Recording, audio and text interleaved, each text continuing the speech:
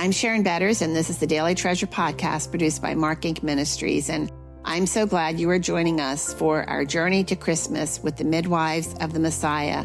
This week, we are meeting Tamar. She is joining us on our journey to Christmas, and I know that you are going to welcome her into your life as she brings treasures from her own journey. And so today's devotional is called Don't Forget Me. And today's treasure is from Isaiah 49, verses 14 through 16. But Zion said, "The Lord has forgotten me. The Lord has forsaken me." Can a woman forget her nursing child, that she should have no compassion on the son of her womb?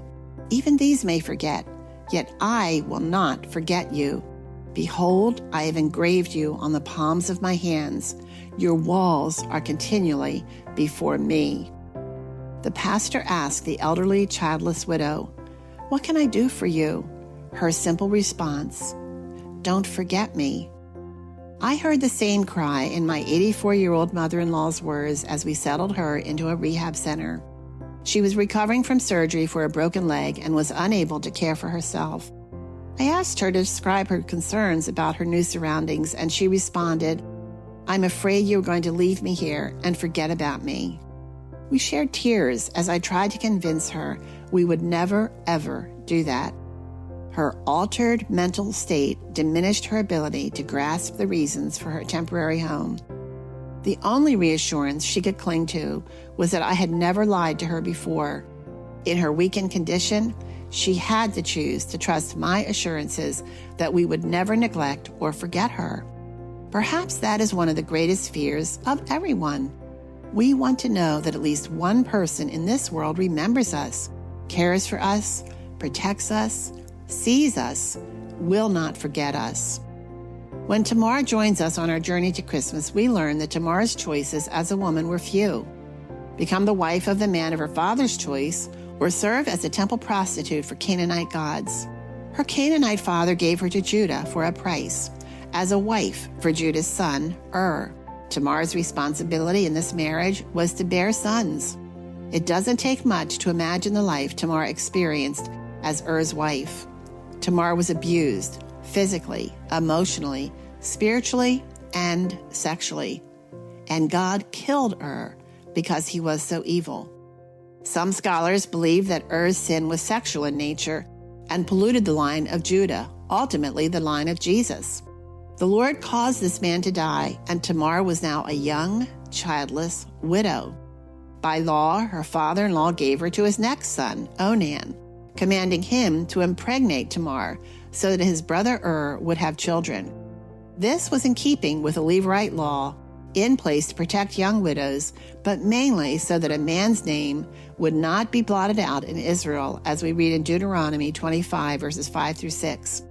Men wanted to be remembered after their deaths, and Onan's responsibility was not only to marry his deceased brother's wife, but to provide an heir for his brother that would carry on name. Onan was now the oldest son in a tribe that was supposed to be fruitful and multiply in fulfillment of God's promises to Abraham. As the heir of Judah, he was destined to one day become the tribe's spiritual and moral leader. However, we read in Genesis 38, verses 8 through 9, Onan knew that the offspring of would not be his. So whenever he lay with his brother's wife, he spilled his semen on the ground to keep from producing offspring for his brother. In essence, Onan treats Tamar like a prostitute. According to Genesis 38:10, God detested Onan's behavior so much, he also put him to death. More was at stake in Onan's obedience than just carrying on his brother's name. Judah's tribe was a key in providing the legal connection of the Messiah to the line of David. Judah concludes Tamar is the reason for his son's deaths and sends her back to her father's house, promising when his remaining son, Shelah, is older, he will send for her. Years go by, and Judah does not send for his widowed daughter-in-law. It's not hard to imagine the impact of these two evil men and Judah's horrid behavior on Tamar, a young woman totally dependent on the goodwill of wicked men. Or was she? As we will see, Tamar's response to the horrific treatment of her father-in-law and his 2 sons creates more questions than we can answer in a devotional. Yet, Tamar refused to be forgotten by the man responsible for her well-being.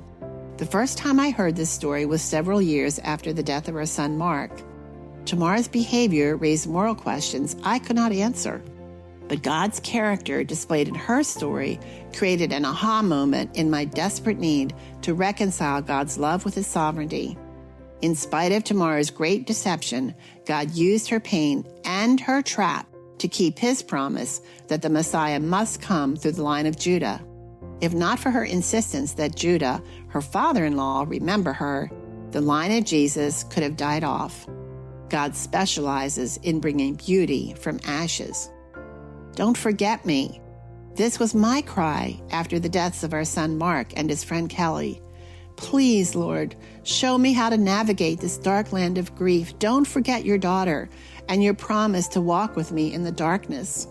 Watching God remember Tamar when her circumstances appeared hopeless encouraged me to trust him with the details of my life. Are you like Tamar, forgotten, sheltered by broken promises, abused and thrown away by the very people who should have been your protectors? In today's treasure, God's people cried out, "The Lord has forgotten me, the Lord has forgotten me." And yet God responded, "Yet I will not forget you. Behold, I have engraved you on the palms of my hands." As we journey to Christmas with the midwives of the Messiah, hold close this gift that cannot be broken. God promises he will not forsake or forget you. Though others abandon and break you, God, who cannot lie, promises he sees and remembers you. And oh, Father, thank you that you are our covenant-keeping God. You cannot lie. You are keeping your promise that you will never forget your children. Tamar reminds me I am engraved on the palm of your hand. You see me, and you are all I need. Thanks so much for joining us for the Daily Treasure podcast today. And it is our prayer, as always, that each scripture is being used by the Lord to help turn your heart toward Jesus, to equip you and enable you to walk by faith. And one more treasure from scripture is from Ephesians 5:16, where Paul challenges us to make the most of every opportunity. And I want to encourage each of us to be intentional about looking for those opportunities to share the gospel, to reflect Jesus in our interactions with others, and to always have in mind, what opportunity does God have for me today to share his love with someone who is desperate for hope. Thanks again for joining us, and I look forward to being with you tomorrow.